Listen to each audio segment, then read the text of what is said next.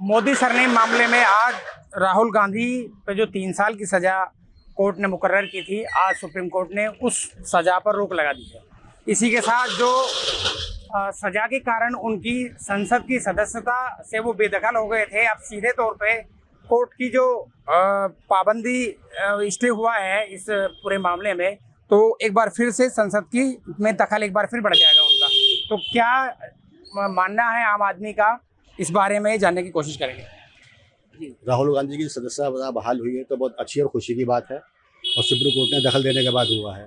लेकिन इससे पहले ही कोई नई चीज़ नहीं है। इससे पहले एक शायद मुख्यमंत्री रह चुके हैं भाजपा के ही, या शायद अभी मौजूद हैं अरुणाचल प्रदेश के, उनकी सदस्यता ख़त्म हुई थी और उसके बाद उनको राहत नहीं मिली थी। लेकिन इलेक्शन कमिश्नर जो है वो सुप्रीम कोर्ट के पैरेलल ही पावर्स रखता है, यदि वो चाहे तो उसको ख़त्म करके उनकी बहाल कर सकता है। नहीं, मैं यही जानना चाह रहा हूँ, जैसे संसद की जो सदस्यता उनकी खत्म कर दी गई थी, तो एक तरह से जो आम आदमी जो बुनियादी चीज़ों को लेकर वो मुद्दे उठाते थे, क्या आपका ये मानना है कि एक बार फिर से जो आम आदमी की आवाज़ है फिर संसद में फिर 100% गूंजेगी। 100% राहुल जी के आने से जो आवाज़ दबा दी जाने की कोशिश की गई थी वो दोबारा आवाज़ गूंजेगी माननीय सुप्रीम कोर्ट के आदेश के बाद। तो आपके नज़रिए में आप क्या सोचते हैं, उनकी संसद की जो सदस्यता है वो क्यों खत्म की गई थी? देखिए, राजनीतिक कारण समझ सकते हैं हम इस चीज़ को। सरकार डरती है क्या? सरकार डरती है 100%। आवाज़ सवाल करने से डरती है, आवाज़ को दबाना चाहती है।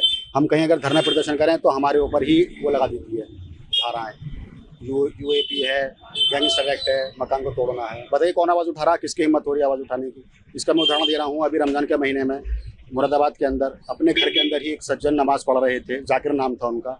विश्व हिंदू परिषद के लोगों ने जाकर रोका, उसके बाद उनको घर से उठा के लेके गई पुलिस। बवाल सोशल मीडिया पे बवाल हुआ, उसके बाद जब जाके उस केस को वापस लिया। इस तरह के 2 उदाहरण आए हैं और भी बहुत से उदाहरण हैं, मैं तो रिसेंटली बता रहा हूँ आपको। तो ये दबाना चाहती है, दमनकारी नीति है इसकी, सिर्फ और सिर्फ शासन करना चाहती है तानाशाही तरीके से।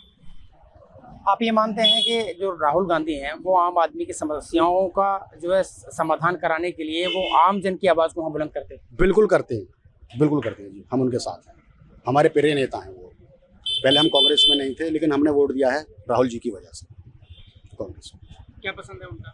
उनकी सारी चीज़ें पसंद है, उनके विचार पसंद है, उनकी पॉलिसीज़ पसंद है, जो चाहते हैं करना। उनके आप जो न्यूज़पेपर के अंदर जो उनके आर्टिकल्स आते हैं उन्हें पढ़ के देखिए। फॉर एग्जांपल, इन्होंने जब जीएसटी ला रहे थे तो जीएसटी के अंदर 2 तरह के लोग आ गए हैं हमारे इंडिया के अंदर। 2 तरह के व्यापारी हैं, एक ऑन द रिकॉर्ड, एक of the record. Of the record जो है वो 52% है और वो जो है 48% है जो ऑन द रिकॉर्ड है। और जो भारत की इकोनॉमी है, जीडीपी है, मैं आपको एक मिसाल दे रहा हूँ, मैं वो ऑफ द रिकॉर्ड वाले चलाते हैं, इन्होंने उनको बंद कर दिया है। अब आप देख रहे हैं क्या स्थिति है। आप किसी भिखारी के पास जाएंगे, उससे पूछो काम है तो मना कर देगा। आप ठेले वाले के पास जाओगे, पूछो काम है, वो मना करेगा।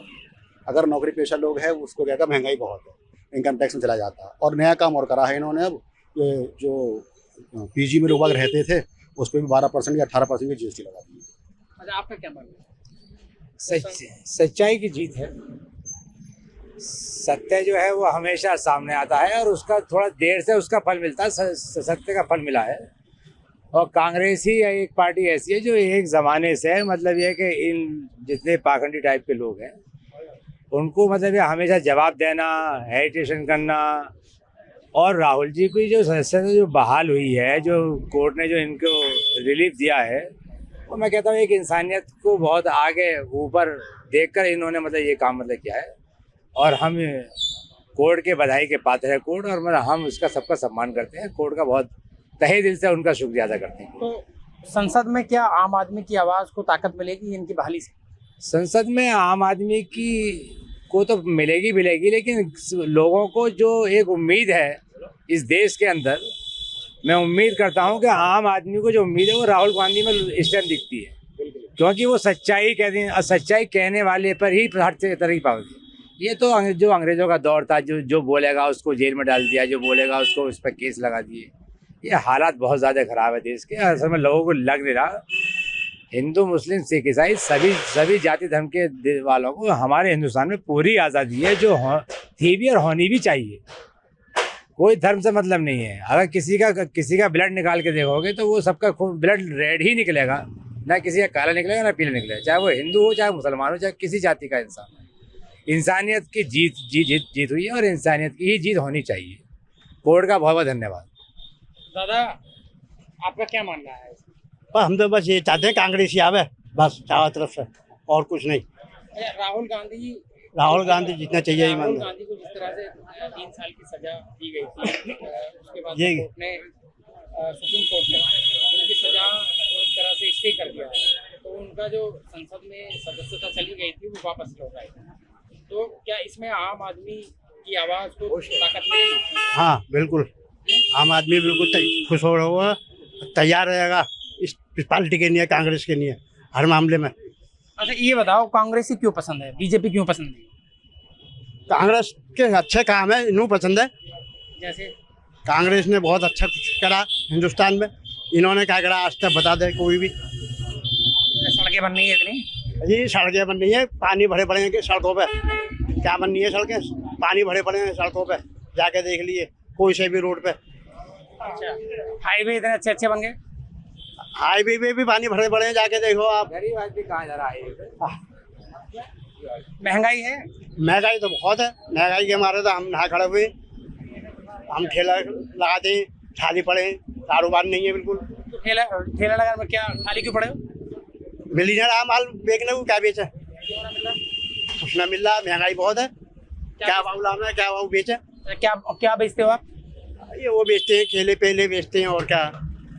महंगाई की वजह से, महंगाई की वजह। हाँ महंगाई के मारे अच्छा नहीं मिल रहा माल। ना माल मिल रहा। क्या नाम है आपका? मेरा नाम समीर है। समीर भाई ये बताइए, जिस तरह से कोर्ट का एक आदेश आया है, जी, उसके बाद में संसद की सदस्यता वापस आ जाएगी राहुल गांधी की, तो क्या आम आदमी की जो आवाज है उसको बल मिलेगा, ताकत मिलेगी उसको?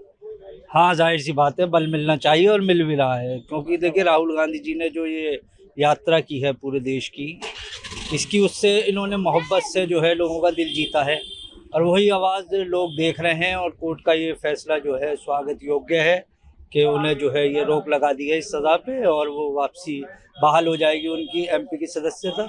और ये है कि देश के लिए वर्क कर रहे हैं, वो मोहब्बत जो है वो फैला रहे हैं जो देश में फैल। अच्छा वो जगह जगह चले जाते हैं, मिस्त्री के यहाँ चले जाते हैं, मंडी में चले जाते हैं, मजदूरों के पास चले जाते हैं, तो आपका नजरिया क्या है, इसके पीछे क्या आप सोचते हैं?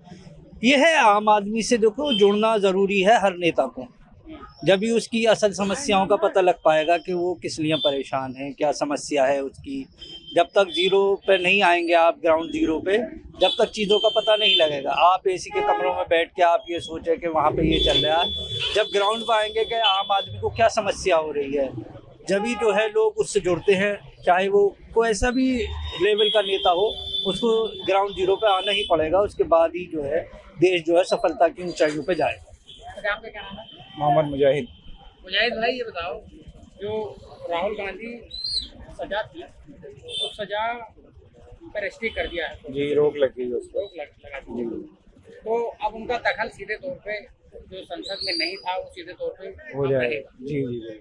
तो आप क्या ये मानते हैं कि क्या वो आम आदमी की आवाज़ उठाते हैं, और उनकी सदस्यता वापस होने से क्या आम आदमी की सेहत पे कोई फर्क पड़ेगा? आम आदमी के लिए सबसे ज़्यादा फ़ायदा तो ये होगा कि वो इस वक्त आम आदमियों के बीच में रह रहे हैं राहुल गांधी। जैसे अभी आपने देखा काजीपुर मंडी पहुंचे, आज़ादपुर मंडी पहुंचे, इससे पहले छात्रों के बीच में भी गए वो, तो इससे सबसे ज़्यादा ये पता चलता है कि वो आम लोगों की समस्या को जानना चाहते हैं।